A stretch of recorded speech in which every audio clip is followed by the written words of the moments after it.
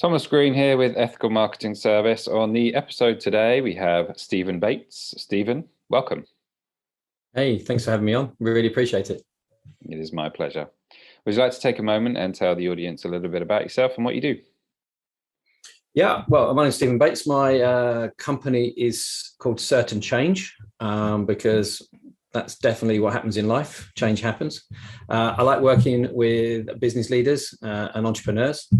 My two core specialities are, well, it's really all about human behavior. If you want different results, you have to change your behavior. And most of us know that if we do one particular thing better, we'll get a better result. But my first passion is to help people understand when they know what they should be doing, but they don't let themselves. That's where this all started back when I had my first business as a physio. Perhaps I'll tell you the backstory later if you're interested. But we know that we need to change behaviors, but we either don't let ourselves change that behavior or we don't do it consistently, and that impacts results. So I like helping people solve their problems around their own behavior. And then the second part of that is then people who have teams, getting the best out of people, because people are the most complex things pretty much on the planet, apart from quantum physics. And if you can understand how to change your behavior to get better results, and then I love helping, mentoring leaders and managers how to do the same with their team. So basically creating leveraged behavior change, which gets better results. Ultimately, that's what I do. Hopefully I'm on the right podcast. I think that's a lot of interesting stuff for us to start with. One thing I did want to ask you about, because your expertise somewhat is in self-sabotage, is that right? Yeah, and that's where this started. A Certain Change has been running.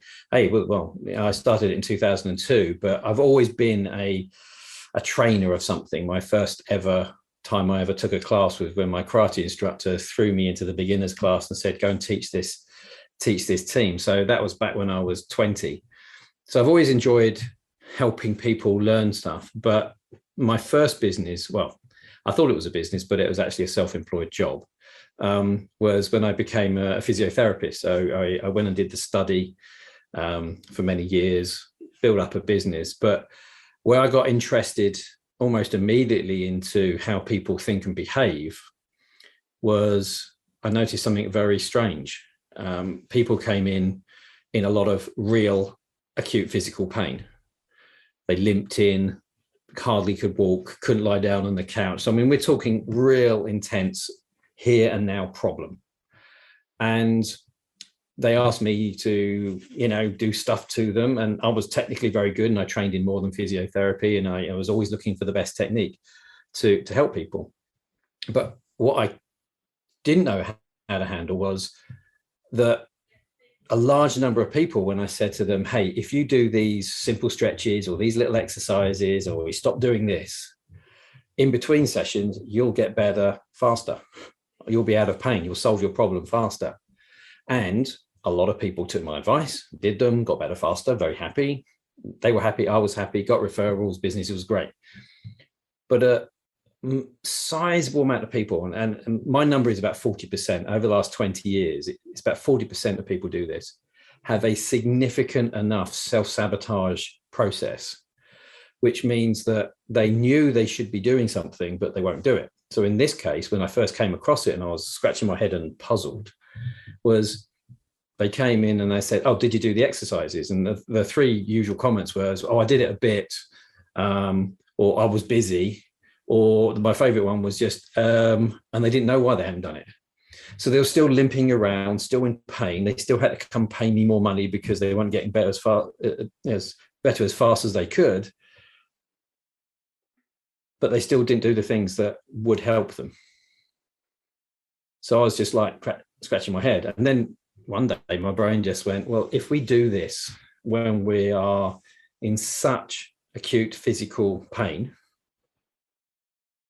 when do we do this and where else do we do this in life? And the answer is everywhere. Relationships, health, money, business, work, we do it everywhere because it's a common pattern. So that's the last 20 years of been studying that.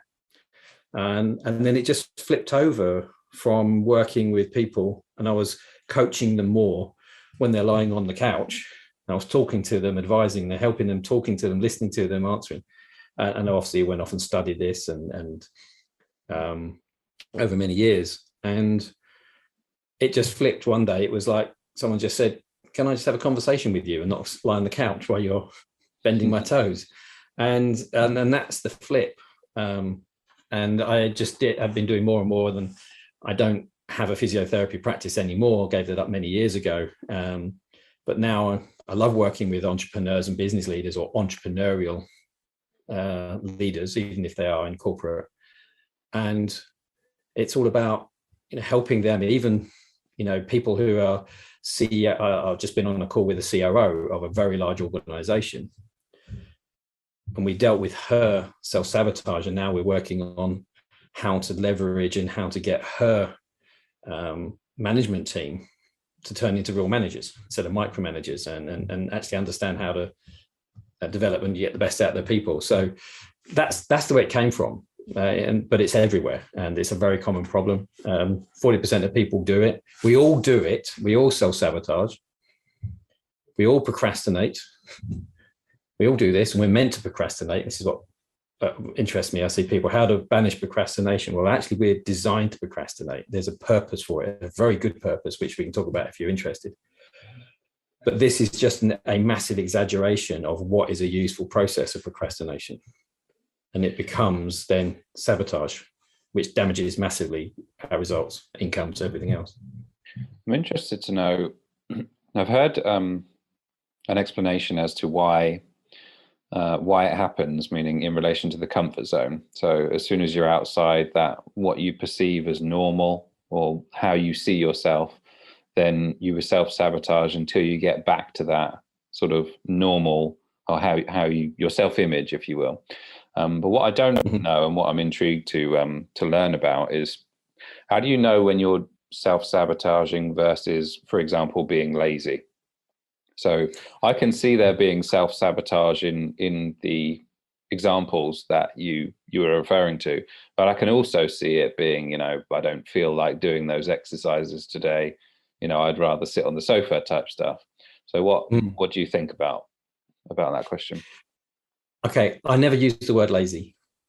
That's I just disregard that word, because that is a word that just sort of like tries to encapsulate, and actually say, oh, I'm being lazy. Okay, so what are you going to do with that? Well, not be lazy or be lazy. It's almost an irrelevant word. The better question is, why are you choosing to sit on the sofa compared to doing the exercises you know be good for you? So it's all actually about understanding motivation. If you understand motivation, really understand it, not surface level, I'm setting some goals or I've got some pains I want to get. Understand the mechanism of motivation and how it works. You understand why you're choosing to do that behavior and then get that result. So you're choosing to be lazy. There is a reason. And this is the most important thing. We do nothing which is to harm ourselves deliberately. It's always a benefit. So what's the benefit of staying on the sofa compared to the benefit of doing the exercise? So everything in life is decision making. Sit on the sofa, do the exercise. So it's, why do we do this? Why do we invest in working with a mentor or a coach compared to not? Why do we buy that television compared to keeping the money in a bank account? It's everything we do is decision making. So what people do is they spend a lot of time looking at their behaviors and going, I need to change this behavior. I want to change this behavior. I want to do the exercise. I know it's good for me. And my doctor said it's good for me. I've got a heart condition. I should be doing something to help myself.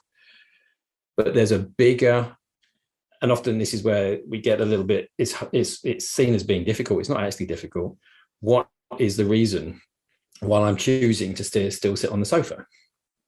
But there will be a reason. There's a reason to everything. So once you know how to interrogate your own thinking, if you're sitting on the sofa It's not because you're a lazy person, it's because you're choosing to sit on the sofa. Someone might call you lazy, you might call yourself lazy, but that's a complete waste of time. It doesn't help you in any way, shape, or form. It just makes you feel bad because you're feeling lazy. Asking why, wanting to sit on the sofa, is where the answers lie. Because reminds me of a pain versus pleasure type philosophy. Is it similar to that?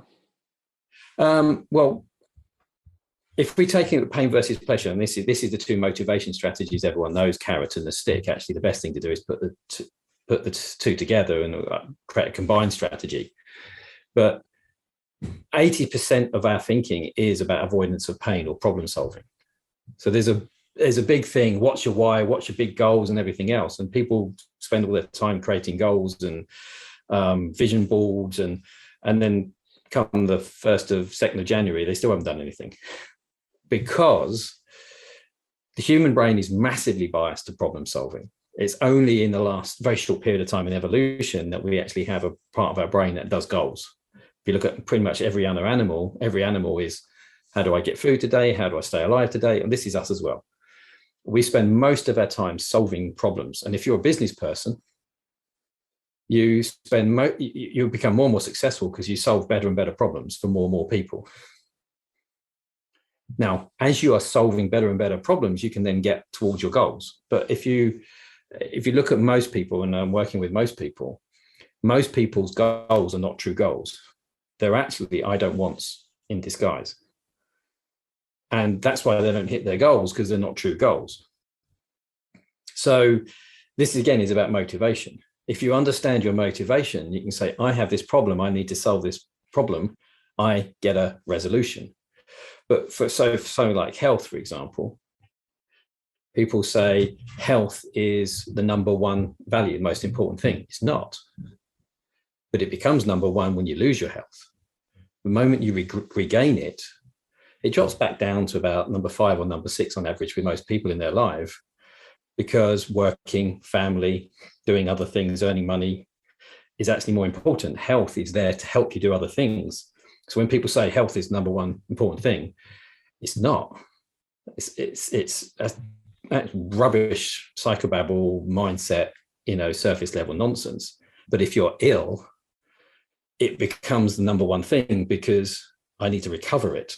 So this is the pain and pleasure thing. You don't get pleasure from recovering your health. You just fix the problem of not having it. So when everyone says my goal is to have better health, it's not. It's to fix a problem because you're not healthy. The natural default state of the body is to be healthy. You lose it, you recover it. Fitness is different. If you want to be fit, you can be fit for something. That's a goal. So I can run a marathon. I can feel good because I've achieved something. So when people say your health and fitness goals, health is never a goal. It's recovery of a problem. So I've got an injury at the moment, so I'm not as healthy. So this is understanding motivation. As soon as you understand the difference, you can say, this is a problem I need to solve. This is a goal. And 80% or most of our day is about solving problems. And if you can be really good at solving problems, you'd be very, very successful. Yeah, you have a very good life, which then goes, hey, let's go have some fun and have some goals. Because if your health is bad, your money's bad, your relationships are bad, it's very hard to then generate enthusiasm to go and do something that's fun. But it's very easy to go, let's have a daydream about some goals to distract ourselves from feeling bad. So coming back to the example just for a moment, the person isn't lazy, but what's an example of someone who doesn't do the exercises you advise them to do? What's going on there in their head? What's the real reason as to why they're not doing them, or perhaps an example of? Everyone's different. I'll give you a very common one, which is health, which is weight. If you can use that one for weight, So a lot of people want to be a good healthy weight, and they have all sorts of motivations. They're unhealthy. They're not feeling good. They know they should go on a diet. They've been on a diet. They've lost the weight. But what they won't do is let themselves to get to a goal. Yeah. Or they'll go on the diet on the 1st of January and they'll be off it by the 2nd. So they know they want to be slim. They want to be healthy. They want to look good. They want to feel sexy. They want to look good on the beach. They have all their their reasons, their motivation. But if that's the case, and all the fitness programs in the world and all the exercise programs and all the gyms and everything else, why do people not complete it?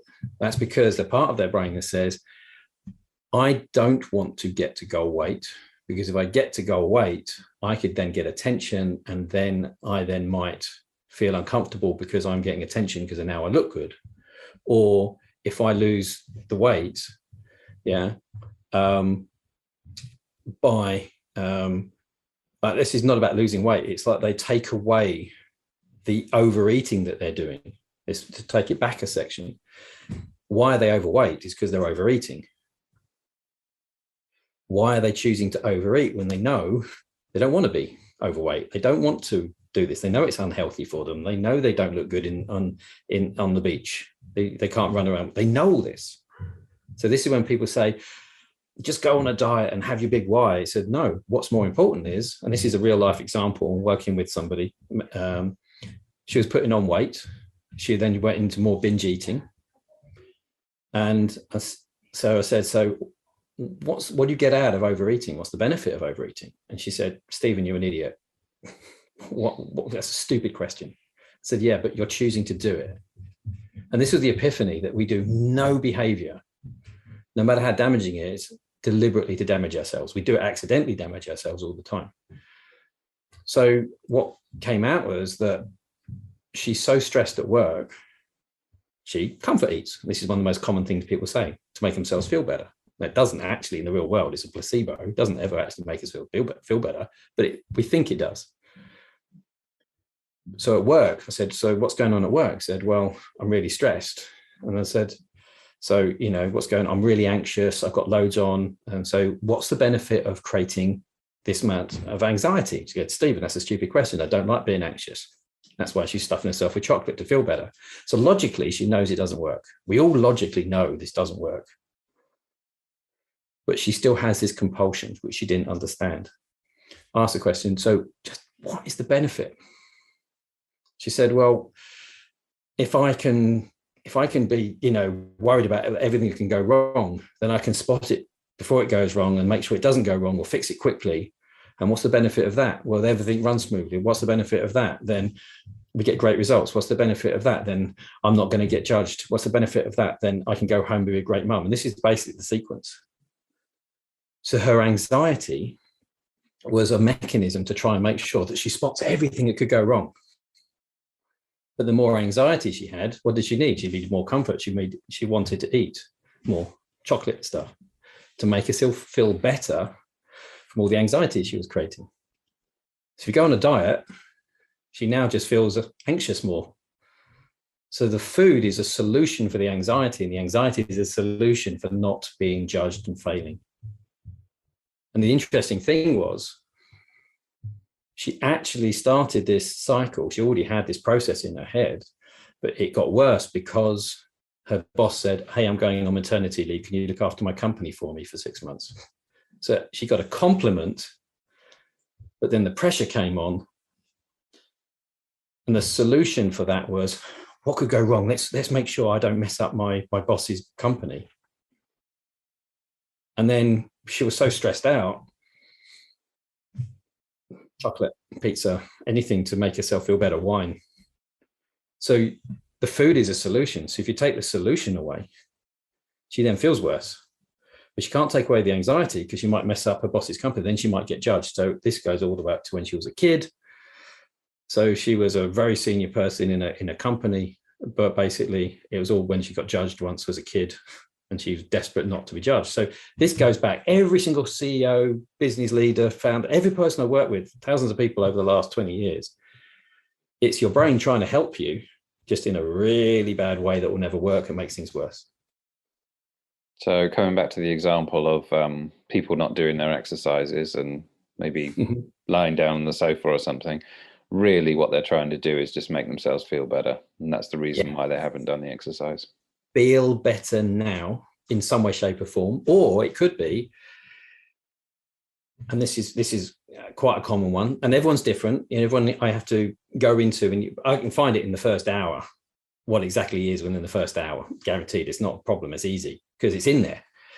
But it could be something like, I get away from work because I'm injured. I don't have the pressure of everyday work because I can't go to work. Now, the other part of their brain is screaming them, but they're not getting paid. But they get time off. They take time away from the stress. So actually the brain says, unconsciously, this is actually quite nice. You've taken the time off. So actually money versus, and then it says, you know what, you're running out of money so much, and it flips back in. And that's when they start working on doing their exercise and then getting themselves healthy so they can go back to work. And this is why we see yo-yo behavior in eating or yo-yo in any sort of behavior. So it could be anything for that individual, but they do know, but they don't necessarily know it as a logical process that they're trying to do. Another example of that same thing could be that they get cared for. I'm just off the top of my head thinking about what I found with people. They're injured, and all of a sudden people are caring for them, and they're looking after them, they're feeling loved. So actually getting their ankle better or their back better means that it'll go back to normal, where they didn't feel so cared for. They might feel lonely. So there's always a reason. There's never not been a reason there that causes sabotage, accidental sabotage. Interesting stuff, Stephen. Does the last sort of answer that you gave, does that cover what you touched upon regarding procrastination? Because it makes sense. Obviously, if you're procrastinating, all that stuff makes perfect sense. Is there anything in addition to that you think is worth mentioning?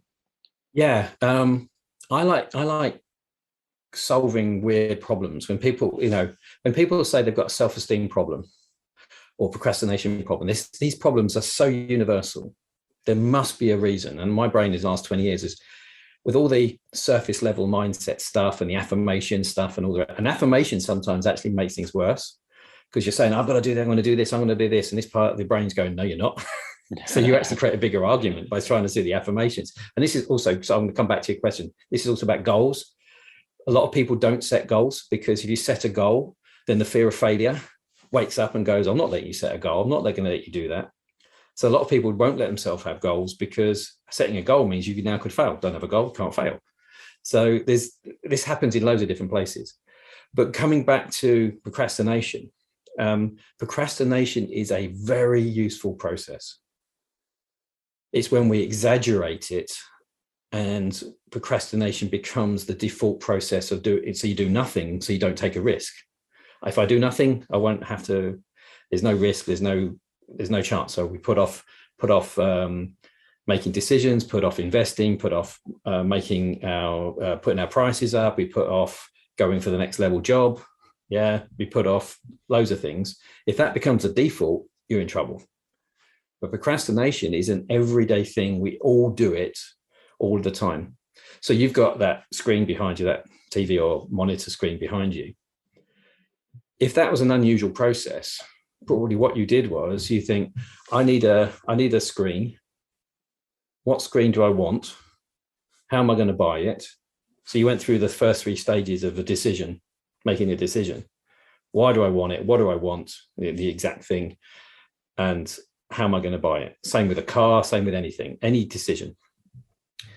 Just before you say yes, and every salesperson knows this, the person then, even if they said, yeah, it looks like the right thing, it's the right car, it's the right screen, yeah, it makes sense, I can afford it and everything else, they then go, hang on a second, let me have a think about it. And the salespeople hate this, because this is when they're going to think about it. And what they're doing is saying, if I pay this, is it going to get me what I want, or is it not going to get me what I want? It's when we what if ourselves. And that's what procrastination really is. What if I do this? Oh, that's not good. Let's not do anything. So we look at the action of procrastination, which is to do nothing. The decision is, I'm going to protect myself from failure or making a mistake or bad consequences. So it's not about the behavior. And it's certainly not about the emotion. That's irrelevant to work on. Work on the decision of, is this the right screen for me to buy? And if your brain says, I don't think it is, the salesman goes, and then offers you a discount to try and force you over. Yeah, this is the perfect time to get the salesman to give you a discount. But your brain says, this is not going to fulfill my plan. It's not going to be the right thing for me. It's the wrong size, or it's too expensive compared to the benefit I'll get. So procrastination is when you are meant to doubt your decisions, and you're meant to stop and go, hang on a second, let's get out of the emotion. We're about to sign on the dotted line. Should I?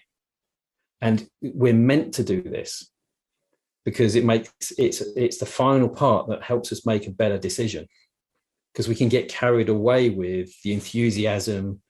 If you've ever been to the big motivational seminars, when there's people in the room, they're jumping up and down, they're having a great time, they're pumped up with the endorphins and the adrenaline and everything else, and then they sell you, and then people run to the front, and then later you go, why did I do that?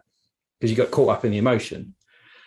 I always say to people, if you're going to go to those, have a great time, but give your friends the credit cards, swap credit cards, so you can't get caught up in that. Because how many people have buyer's remorse because they get caught up in the emotion of and that's the sales process. It's superbly done. Or more commonly, the fear, I've got a big problem. You have an idea about what they think the problem is. You jump into to take some action, and then you don't go, hang on a second. Is this the right problem? Am I solving the right problem? Is this the right process to solve it? You jump in, make a mistake, and we're meant to stop and take a step back and go, I'm just going for a cup of coffee for 20 minutes, or give me 2 or 3 days to think about this, or give me a week, or send me some more information. So we're meant to calm down and look at it more logically and ask, does this get me what I want? So procrastination and self-doubt and losing confidence is all part of making better decisions.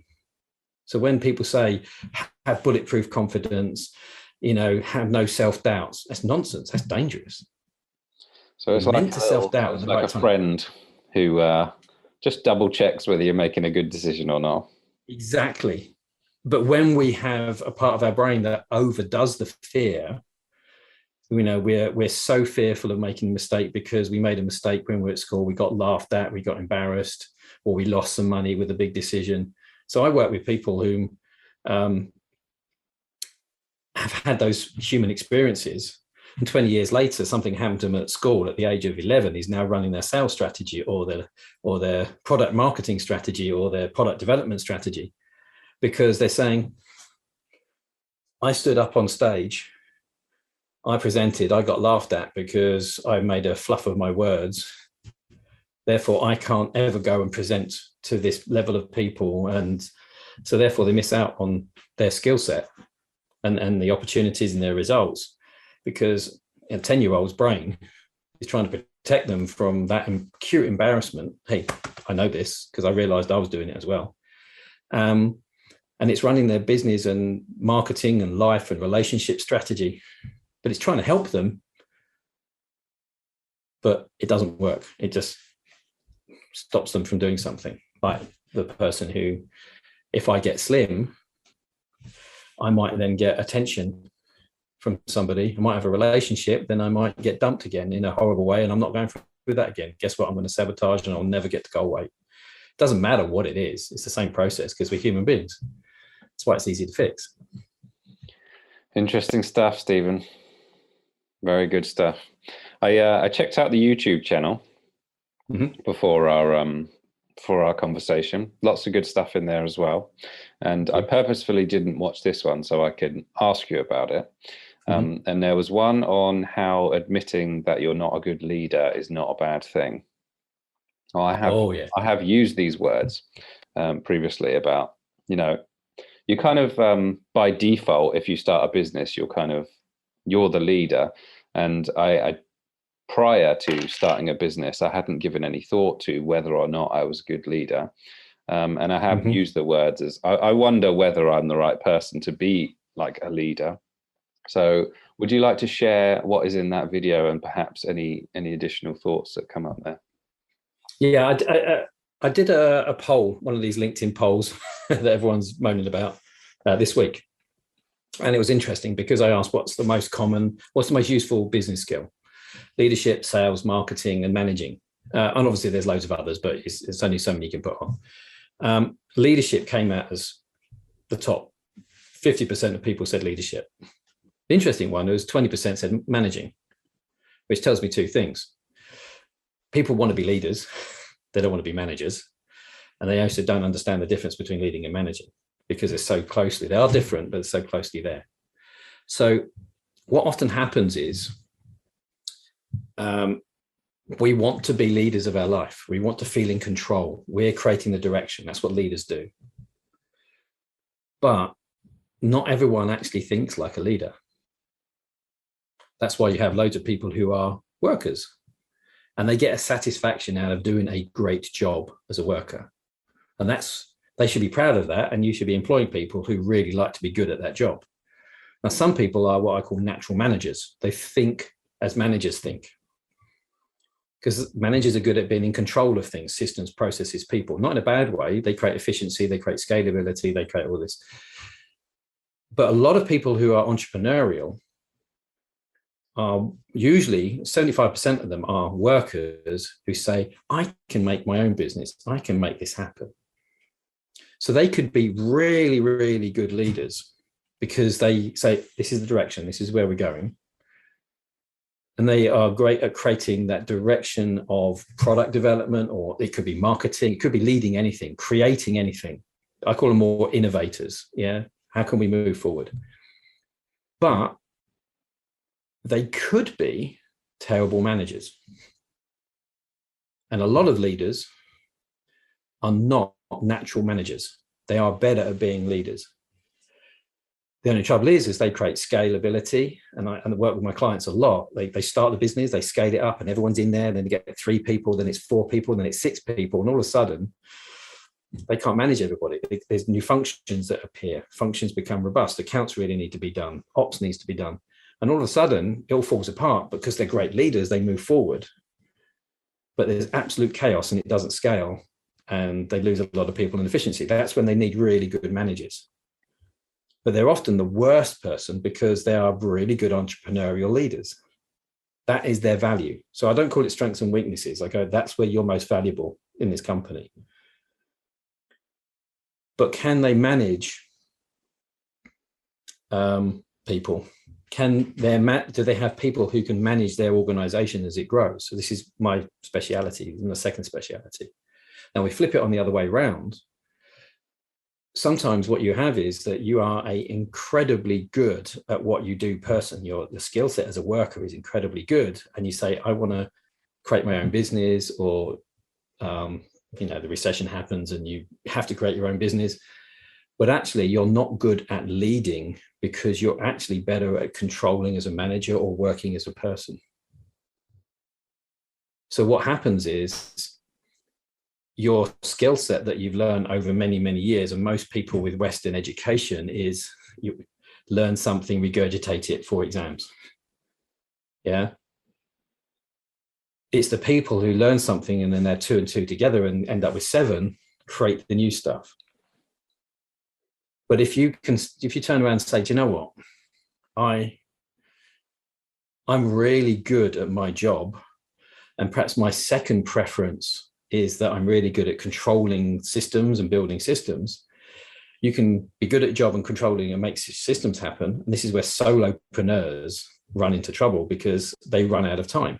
They can only work for so many hours. I'm not a good leader because I've never led a team. I don't know how to lead people or get people to want to follow me, more accurately, because most people nowadays have never had leadership or management development and mentoring. So if you turn around and say, actually, I'm not a good leader. Why? I've never done it before. I'm a great innovator. I'm a brilliant innovator of my core skill, my professional skill, or my topic I've studied for years. And I can be a great innovator. So I've created my new company.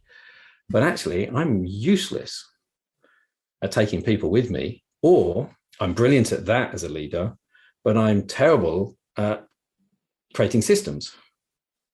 And a lot of people, maybe one or the other, or they're terrible at both. So if you look at some of the big icons, they are brilliant leaders in innovating products or something like that, but they're terrible people leaders or people managers. I think by that definition, I think I'm awful at management, and I think leadership and innovation, personally, I think I'd be fine with. So it's a good distinction to make. What about you? Oh, I switched. My study through my 30s and 40s was being a worker, even though I had my own company.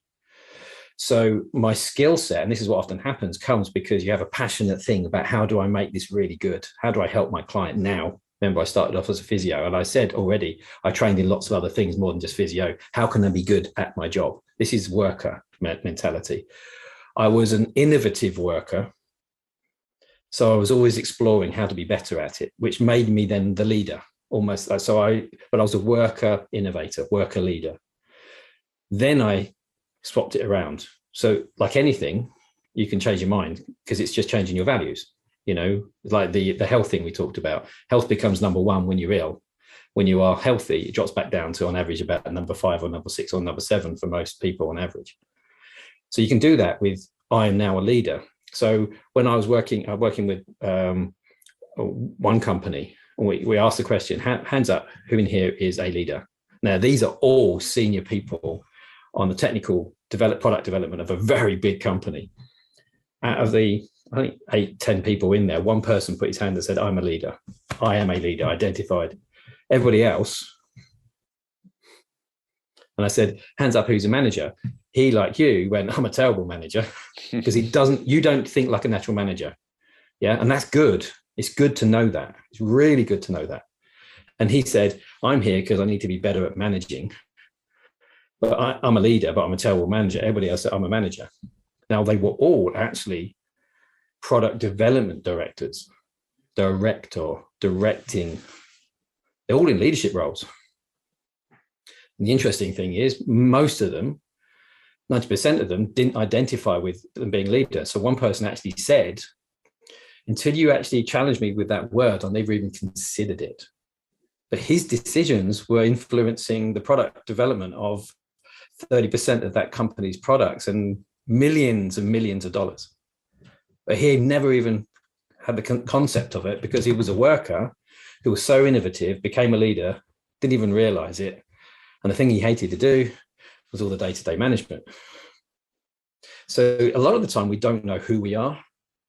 We don't know why. We sort of naturally are better leaders, but perhaps we don't even know we are leading. We don't know why we hate management. And I'm a now leader, worker, but I still have my company and my team to manage. But it's my least favorite thing. So it's not about skill set. Can I manage people? Yes. Can I manage systems? Yes. But it's my least valuable thing because it's the thing I like to do least. So to grow your company with a team, you would need someone who's a natural manager and hopefully trained as a manager. And are they a systems manager? Are they a people manager? What sort of manager? Do you need a manager who will innovate processes for you or control processes for you? So this is the diagnostic I do with all my clients. What sort of person do you need at that level of the team now, or where you're going, or what do you need? It's actually pretty easy to map out once you know. But most people, I'm 54 now, and I remember being trained in leadership and management back by John Lewis 35 years ago. And but most of that leadership and management training has stopped. But we don't understand that it's okay for you to be not a good manager. But can you manage the people who are managing your processes for you? So I call it light touch management, because you should be the leader, probably the worker, your specialist thing that you're good at, your second preference, same as me. I like working with people.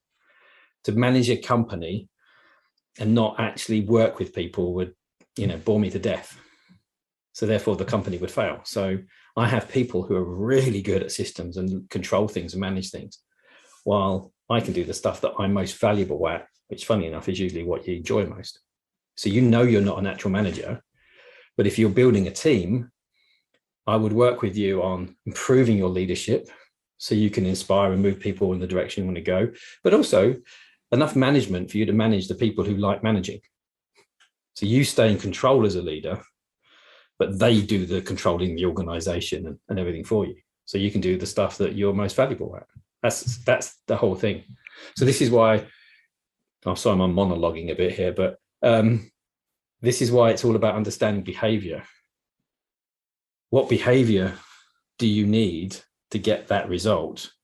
And then the sabotage stuff and understanding people, which is the core of everything. You can understand people, you can influence them as a leader, as a manager, to change the behavior to get the result.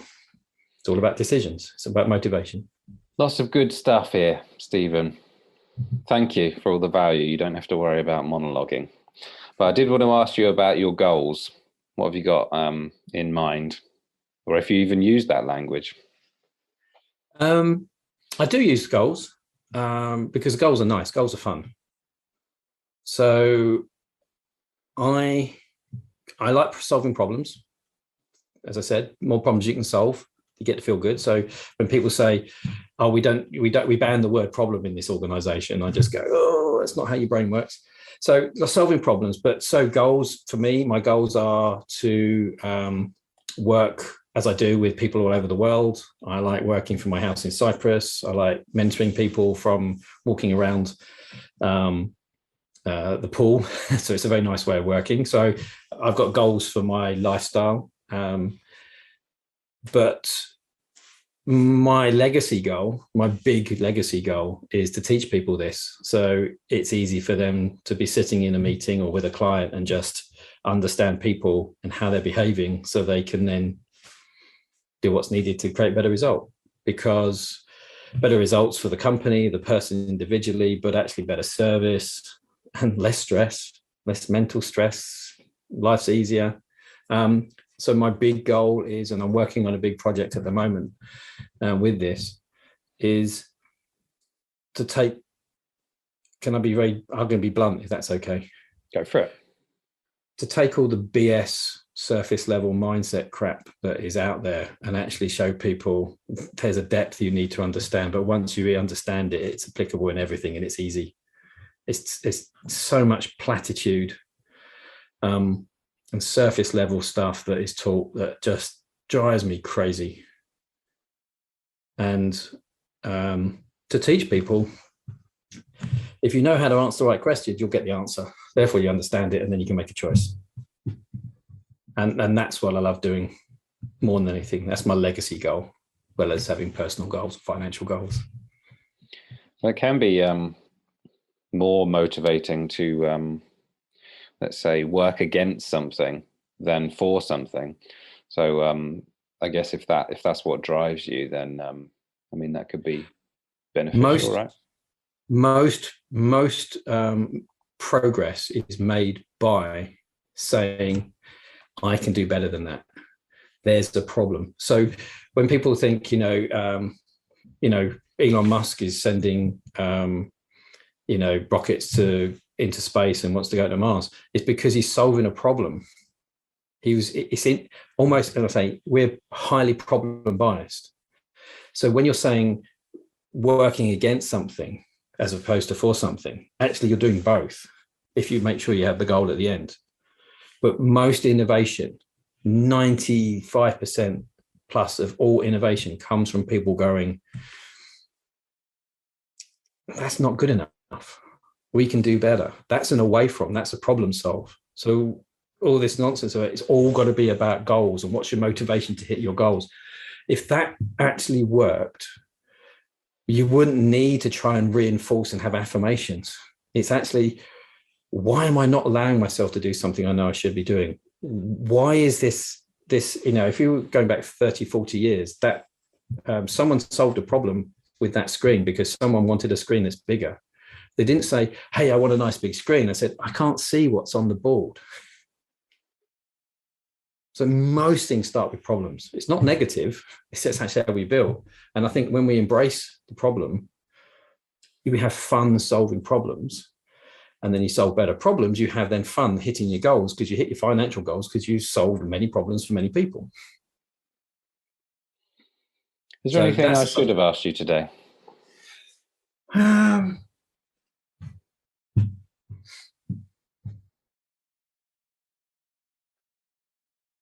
to sum it up, actually, is why do we get in our own way?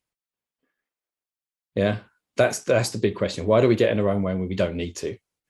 Because we accidentally do.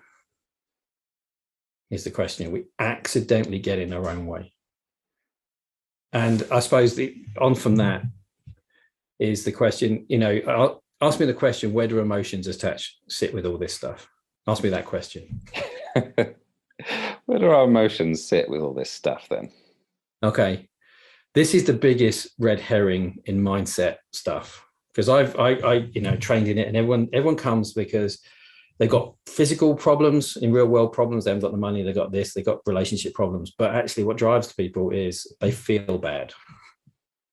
So human beings want to feel better. Comfort eating, avoiding stuff, procrastination, going on holiday to avoid work, or, staying sick and you don't have to go back in, or we want to feel better. So most mindset stuff is focusing on feeling better. But actually we feel better instantly the moment we change our thinking. I have no idea, why there's a leprechaun bouncing around behind you, over your shoulder. But as soon as you think of something differently, your brain thinks of something differently, you smile and you go, it's not there, but you can change your emotions in a heartbeat. We don't get stuck in emotions. Then there's no such thing as a negative emotion, because if they're negative, why are all human beings, apart from a few people you really don't want to spend time with, why do we all have anger, sadness, and fear, the three big ones that people get caught up in? They're all useful. They're not pleasant, but actually, when you understand them and use them right, they can help you achieve things. But here's the big difference. Most of the times people try, like my lady with the comfort eating and the, overeating and everything else, they're trying to make themselves feel better rather than make their real world better. So you make yourself feel better by being lazy. But if you make yourself real well better by being fitter, you get to feel really good, not just a temporary cessation of feeling bad. And this is the difference between goals, problems and goals. And most people, our brain is biased to saying, let's solve a problem. But do you want to solve a problem in your emotions, or you want to solve a problem in the real world? Do you want to, if you've got a debt, do you want that debt to be gone so then you can go and do something nice with the money you now have? Or do you want to ignore the credit card bill, stick it in the drawer, go and watch Netflix and give yourself a temporary feeling of feeling better because you're ignoring the bill? When you work hard and go, what am I doing here? I am not getting paid enough for my skills because I am embarrassed about asking for the right amount of money. You do that and then you pay your credit card off, and then you go, do you know what? I'm a high level of income and I've paid my credit card off. That feels really good. Back to your comfort zone. That's the real comfort zone. That's the real comfort. Comfort zone is when you go, yes, I feel comfortable. I feel great. Not, am I avoiding feeling bad? So the biggest red herring in mindset stuff is actually dealing with emotions, because we only have the emotions that are attached to the thoughts we have. Change the thought or don't think about it, you don't have the emotion. We don't get trapped in emotions. We don't get stuck in emotions. It's not how they work. A bunch of chemicals in our body. We have the thought, they come in, we burn them off. You get distracted, think of something else, your emotion changes immediately. It's when we repetitively think about things that are making us angry, sad, or fearful that we feel bad. But sometimes we're meant to be fearful. Imagine the world without fear. You wouldn't survive crossing the road. If you didn't have sadness, you wouldn't know the value of something in case you lost it. Well, I better have that conversation with my spouse, because I've just made a mistake and she's going to be really upset with me. I might lose it. Let's go and apologize. See, we need, and anger is about understanding what's right and wrong. Three very, very useful emotions. But we spend so much time trying to make ourselves emotionally feel better. But all you got to do, and we know this, go and have a drink of wine, or a scotch or something. You have enough of it, you change your emotions. Mm. It's actually better to change it with your thinking by actually doing the right behaviors, and then you really solve the problem and you really hit the goal. not a placebo or a coping mechanism or a comfort eating. That's my legacy. That's what I want to teach. So what I'll do is I'll snip that out, so it looks like I asked you the question. Cool. I was the one who came up with that. But yeah, thank you, because you've given a lot of great information today. If people want to learn more, where do they find you? Pop onto the website, certainchange.co.uk. Find me on LinkedIn. I am on Facebook as well, but yeah, find me on LinkedIn, Stephen Bates, Certain Change. I'm easy to find. Go and have a chat, solve some problems and hit some goals. I believe you can do that, that's for sure. Stephen, thank you very much. My pleasure. Thank you for inviting me on.